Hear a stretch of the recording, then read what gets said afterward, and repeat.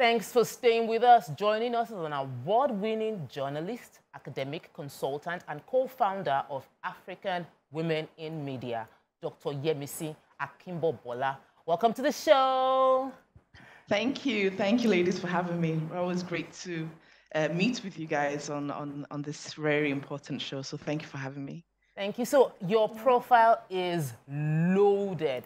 And I'm sure people would want to call in to get in touch with you. We're not able to take the calls, but we definitely can take tweets. So please tweet to us at TVC Connect, hashtag your view on TVC. You can also thread to us. And you would also see the message through that platform as well. There's someone here who has a personal relationship with you, and she has sort of been famsing, like, I know her. I hope she knows me. I know how she was my lecturer. So let me let you be the one to fire first. Hello, Dr. Yemisi. My name is Damola How are Kinsaya. You were my lecturer at Birmingham City University. Wow, that's amazing. Yeah. Great yeah. to great So to how is reconnect Bob Calver and then Kem?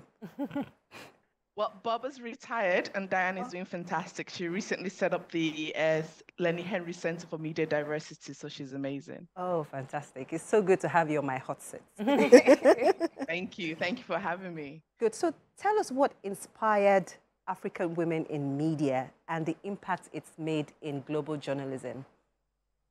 Well, thank you. That's a really important question because prior to setting up African Women in Media, I had run my own media organization for several years. And it was one of the very early online journalism companies that focused on Africa. And after I closed that company, I was looking for an environment to share my experiences, to connect with other women, media entrepreneurs who were trying to achieve the same objectives.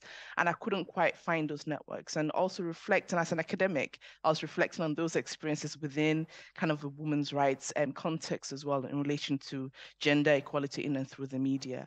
And so that year, I think this was 2016, we also won the CNN African Multi-Choice African Journalism Award. And one of the key conversations then was about how do we support more women into media? How do we support more women into media leadership? And so that then was the birth of African Women in the Media for me to look at a way to bring women together, to share their lived experiences, and to look at how we can interact with media organizations and journalists at an individual level to achieve gender equality and in and through the media. And what I mean by that is in terms of women that work like yourselves that work in the media, how do we ensure that your experiences in your industry, in your profession, has the same level of equality and access as your male colleagues? So you're getting paid on the same level, you're getting access to the same level of training, promotion is transparent, et cetera, et cetera. You're not experiencing things like sexual harassment, those kind of things. But also, it also means gender equality in terms of representation, in terms of how women's issues are reported on TV, on radio, on film, etc. Really interesting to listen to your conversation prior to this around gender violence, around the violence that men face. And all of that really boils down to representation and how we represent such issues, how we represent gender roles. So those are the kind of ethos and ideology that guides what we do at African Women in the Media. And over the years, it started off as a Facebook group, then evolved into an annual conference. And 2020 was a catalyst moment for us where we started doing capacity building. And we set up AWIM Learning, which is our online learning platform. We set up AWIM News, which is a niche news website that focuses on the gendered angle of global issues. And so we have about 19,000 plus women and men in our network. Wow. And we have trained several thousands of people across the world. In Africa, in the US, in the UK, we have numerous media partners that co-publish our content as well. So I'm really privileged to be able to connect with, people with like-minded attitude towards gender equality in and through the media. So it's one of those things that started off as an idea and, has become an essential need for the industry. Fantastic. Thank you so much. This is really impressive. Let me let Toby come in. Okay, we found out that you started from a Facebook group. Your organization started from a Facebook group. And, sometimes we just have these tools in our hands and we probably would think that it's not just Facebook. But I see how from that group, you've evolved to be the woman you currently are today. So my question would be, what was that journey like, and how do you recommend to women listening to engage social media or engage technology in progressing forward in their life and in their careers? You know, my PhD research looked into state media relations, and one of the recommendations I made in my research was that this new thing that we're seeing back then, this was like 2010, 2009, and 2009, this new emerging technologies, Facebook was still new as of that time, were opportunities for us to take ownership of our content, ownership of our media. And, you know, that's been proven over the last 15 or so years that social media has the power for us to develop our own ideas, to develop our own entrepreneurial pursuits, right? And so there's so much opportunity yet to be explored. There's so much opportunity for us to develop new ideas, new platforms as well. When you ask about my journey, it was not easy, and nothing is. I think that's the downside to social media, is that sometimes success can be presented as though it just happened overnight. It didn't. I remember those early years where I would literally work, you know, till 2, 3 a.m. every night, wake up at 6, start again, right? You know, and you can see the wrinkles on my forehead as a result of that.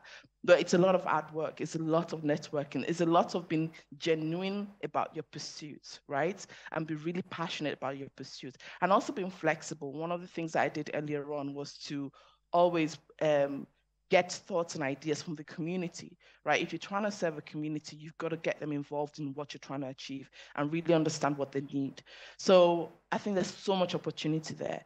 There are dangers associated with visibility on social media, but I think the benefits always outweigh those kind of challenges as well. And it's for the platforms to make sure that they adapt themselves in order to, you know, make it accessible to everybody else. So the journey has not been easy, and it's not me alone. I've not achieved all of this thing alone. It's been the community who are committed. It's been my staff who are committed. It's been our partners, and we have several years of relationship with the African Union who are fully committed to this.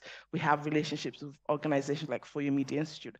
So and even TVC, I think I've been on TVC several times as well. So I think there's a collective approach to this. I think we should, you know, I'm always an advocate for sharing your ideas, right? If you've got an idea, share it with other people, and together you can build something quite beautiful. So that would be the advice I would give. Thank you. So you've highlighted over and over again that it was a challenging journey, and I know that anything that becomes great, there was that phase where it's like, am I doing the right things? Am I really committing myself to, is it worth this commitment I'm putting to this project? And many women give up in that space. Not even women, many people give up within that space where the challenges get to them. So I'd like you to share with us some of the tools. What were the things that helped you when you were going through the challenging period? Who knows whether you are even going through one right now, because that's the way life is.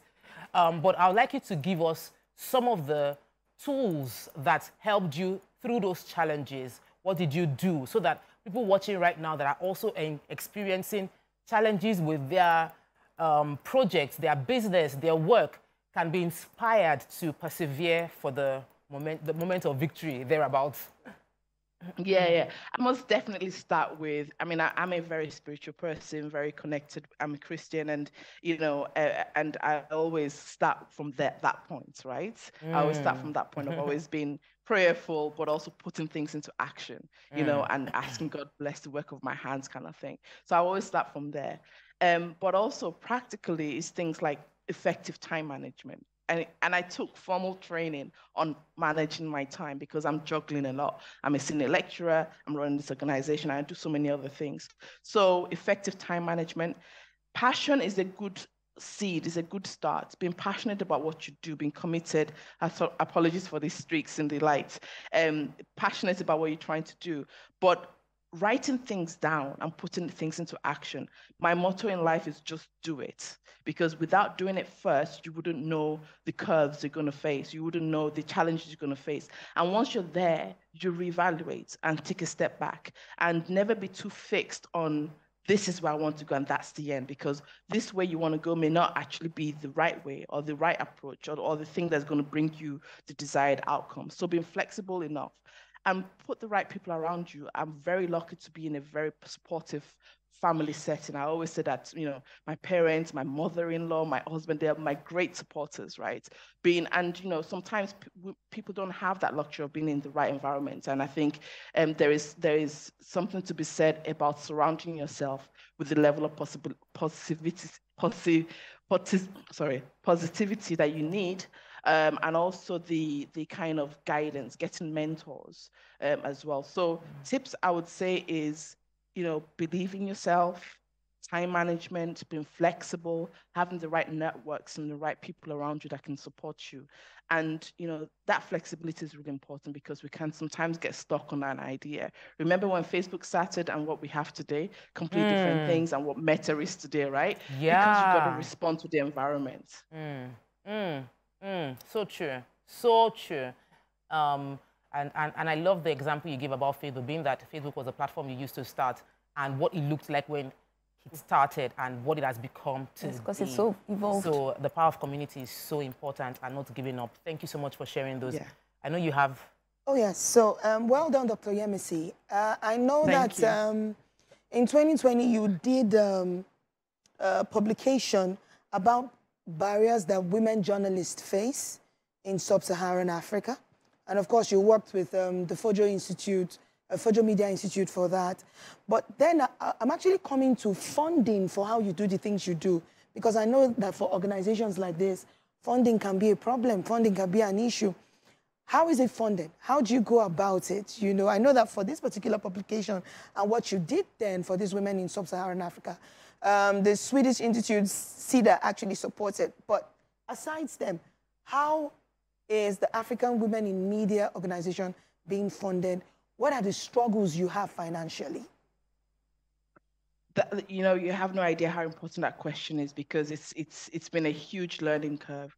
There's a combination of approaches to funding for organizations like ours. You have the project by project funding, where you've got to make sure that within your project you have enough allocation for your operational resources, but you also have the larger longer term operations level funding, right? And you mustn't kind of decide you only want one of those and not the other, because for a long time we were being held up by project funding, and together combined I've been able to develop the organization. But very critical to funding is relationship building, is letting your successes speak for itself, right? Reputation is very important. So because once you start that journey, once you prove that you can do it, once you see the results and your partners feel the results, because it's not just about you, it's about how those outcomes benefit both you and your partners and your constituents, right? So that is really important. Once you can demonstrate the impact, having a really strong approach to monitoring and evaluation, M&E, is really important. So you cannot expect to start an organization today and be in the millions tomorrow. It doesn't work like that. You got to start from where you can start from, and bit by bit demonstrating that impact, demonstrating those successes, making your partner feel that it was good value for money. From one partner, that partner will speak to several other people. You move to 2 partners, those 2 partners become 10 partners, etc. That's how it works. It does not happen overnight. And you got to be genuine about your commitment. I'm genuinely interested in what I'm doing. And that speaks to everybody you speak to, right? People can see through ingenuity. People can see through people who are just in it for the money. I'm not in it for the money. As an organization, we're in it for the impact. And we always track the impact, always monitor the not just individual level impact, but the kind of our theory of change, right? And always making sure that our partners feel okay, they are contributing something very, very important. So those are the important things to remember when you're looking for funding for your organization, is that is at those points I just made. Thank you so much. Right. So investigative journalism, we all know investigative journalism is a very daunting task. And you went on to uncover the story of the fake football agents taking football talents abroad for human trafficking, and that backed you the CNN award.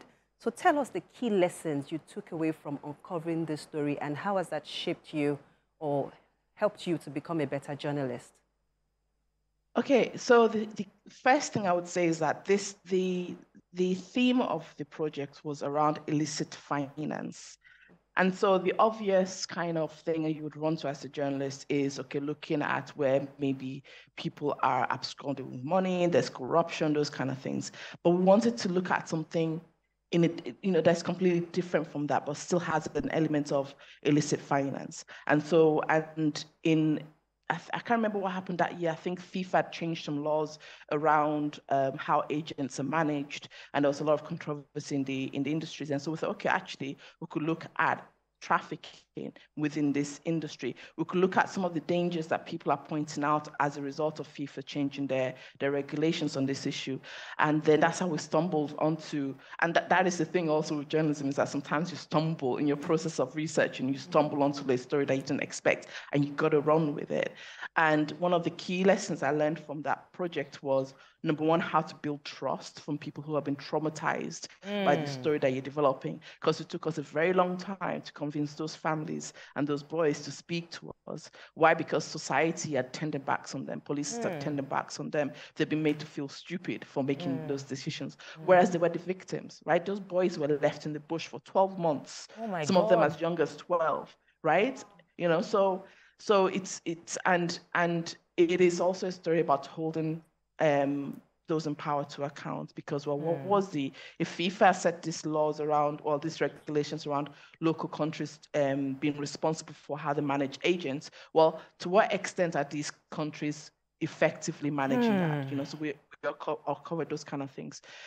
So it was an interesting one. It was a multimedia story also, so we had text, data journalism, we had audio, those kind of things as well.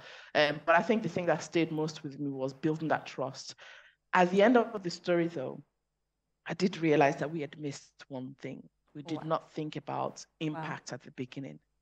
Because at the end of the story, I felt a sense of, I can't describe the feeling like I'd let people down, because I didn't think, actually, what do I want to happen as a result of this story? So the story finished, we published it, it won these awards, it obviously raised some kind of awareness, but what had happened as a result? Anything change? And so I'll always advocate now with the journalists we work for on our news, that when you're developing a story, think about the impact you want to have at the end of that story, so that when you finish that story, you're able to proceed with kind of achieving those impacts, making sure the right authorities have the information that you've gathered, making sure the right influencers, when I say influencers, I don't just mean social media influencers, I mean like the cultural leaders, politicians, those kind of things that can actually influence change. Exactly, that can influence change. So I think that was the biggest learning curve for me, was that if you don't have that thought in your mind at the beginning of, okay, what would I like to change as a result of this, then you can feel a sense of which you feel you've abandoned the story when you're finished. So, only someone who is so driven by selflessness and the desire to truly touch lives would break a story that big and still be looking for what is missing and, be saying one of the biggest lessons. But like what you did, and I think that's a recipe for greatness, because I have conversations with my mentors and I'm like, I just feel like there's something I need to do. I don't know what's going on. What's the next phase? And they're like, it's good. This is a recipe that you are always putting yourself on. So thank you so much for sharing a little of your story with us. I would appeal that anybody that is into journalism, research about Dr. Yemisi Akinbobola. They should know who you are and get on that platform. Thank you for all that you've done for journalists within Africa, and thank you for all the stories you've broken. And believe me, this particular story actually had impact, because people that read about it are aware of the questions and the games and the gimmicks that are used to exploit their children. We might not have gotten holistic, so the impact might not have been on a global scale, or like maybe Nigeria making a policy of doing all of that, but it will get there. It was good having you on the show, Ma. Thank you. Thank you so much, ladies. Enjoy the rest of your day. Thank you for being here. Thank you, ladies. Oh my God, we started a topic that we cannot end. And I am hoping that everyone that watched got something that was useful for them. But more importantly, they also pass on the conversation to let men be more vulnerable about their weaknesses, and let us highlight toxic women when we meet them as well. Thank you so much for joining us.